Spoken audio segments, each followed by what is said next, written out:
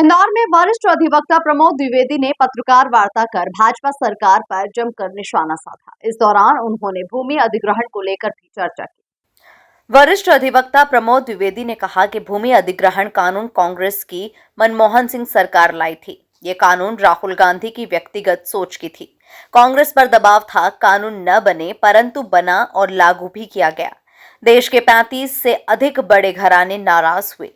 वे कानून में संशोधन भी चाहते थे कि 70% रहवासियों की सहमति की अनिवार्यता और सरकारी आवश्यकता हटाए, लेकिन कांग्रेस ने नहीं किया। भूमि अधिग्रहण कानून के तहत गाइडलाइन से 4 गुना मुआवजा ग्रामीण क्षेत्रों की जमीन पर तथा शहरी क्षेत्रों में 2 गुना देना होगा। सन 2014 से मोदी जी की सरकार है। वो एन कैन अधिग्रहण कानून में संशोधन करते हुए लागू नहीं कर रही। 70% आम आदमी की स्वीकृति विधान अनिवार्यता हटाई। भूमि अधिग्रहण मुआवजा ग्रामीण क्षेत्रों में 4 गुना नहीं दिया जा रहा, शहरी क्षेत्रों में 2 गुना नहीं दिया जा रहा।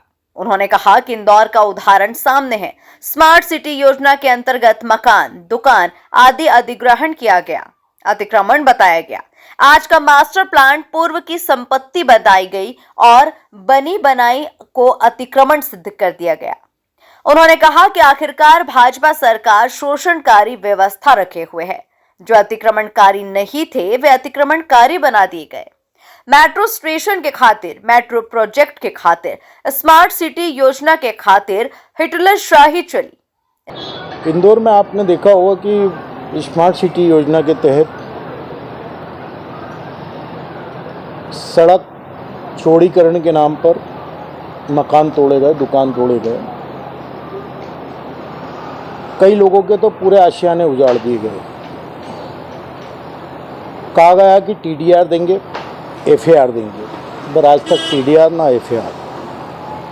कांग्रेस की सरकार के समय राहुल गांधी को बड़े बड़े उद्योगपतियों ने रोकने की कोशिश की कि भूमि अधिग्रहण कानून न बने और न ही संसद में पास हो, परंतु उन्होंने ऐसा नहीं होने दिया। साथ ही साथ उसमें एक विशेष शर्त डाल दी गई थी कि सरकार की किसी भी योजना में अगर ज़मीन चाहिए, अधिग्रहण करना होगा, तो उस क्षेत्र के 70% रहवासियों की सहमति आवश्यक होगी। कानून पास हुआ, सरकार बदल गई, मोदी जी की सरकार है। इस कानून को बलाए ताक में रख दिया। कारण उद्योगपतियों के हाथों में ये कानून दे देना और इसके माध्यम से शोषण करना। बिहार में अभी सरकार गिराई गई, लोगों को लगता है कि सरकार सामान्य तरीके से गिरा दी गई, परंतु 380 से अधिक उद्योगपतियों को ज़मीन देना है। इस कारण बिहार में सरकार तेजस्वी की बदल दी गई। झारखंड में भी कोशिश की गई थी। मध्य प्रदेश में जो ज्योतिरादित्य सिंधिया ने सरकार गिराई, लेकिन अदृश्य रूप से उद्योगपतियों में, जिसमें हीरा खदान प्रमुख था, ऐसे लोग जगहों का अधिग्रहण किया जाना था। इस प्रकार से भूमि अधिग्रहण कानून जो आम जनता को ग्रामीण क्षेत्रों में उसकी भूमि के बदले 4 गुना मुआवजा दिलवाता, शहरी क्षेत्रों में 2 गुना गाइडलाइन से दिलवाता, उसे बलाए ताक पे रख दिया है। अभी जवाहर मार्ग एकांकी किया गया, एमजी रोड एकांकी किया गया, जबकि यहाँ संपत्ति कर, भवन कर आदि करों को 100 गुना से अधिक बढ़ा दिया गया है। कांग्रेस इंदौर में चुनाव नहीं लड़ रही है क्योंकि उसका उम्मीदवार भाजपा की गोद में जा कर के बैठ गया है। लेकिन इंदौर के साथ जो अन्याय हुआ, इंदौर की जनता की आवाज़ बन करके हम उनसे कह रहे हैं, कब तक खामोश रहोगे? बर्बादी का कब तक मंजर देखोगे? नदी को नाले के रूप में कब तक देखोगे?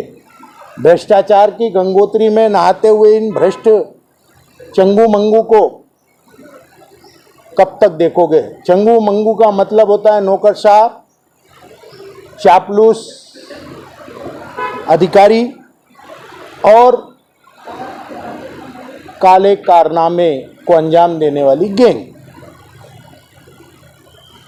हजारों करोड़ के घोटाले सामने आए हैं।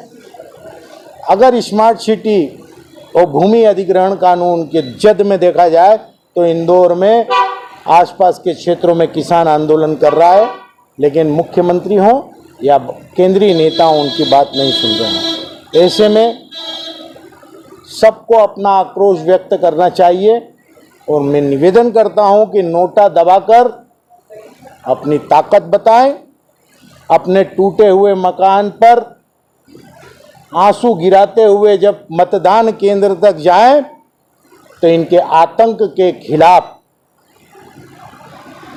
इनकलाबी जिहाद छेड़ते हुए नोटा का बटन दबाकर संविधान की रक्षा करें, अपने मूलभूत अधिकारों की रक्षा करें। एक चिड़िया अपने बच्चे का जीवन संवारने के लिए घोंसला बनाती है, लेकिन ये सरकार बने बनाए घोंसलों को तोड़ती है।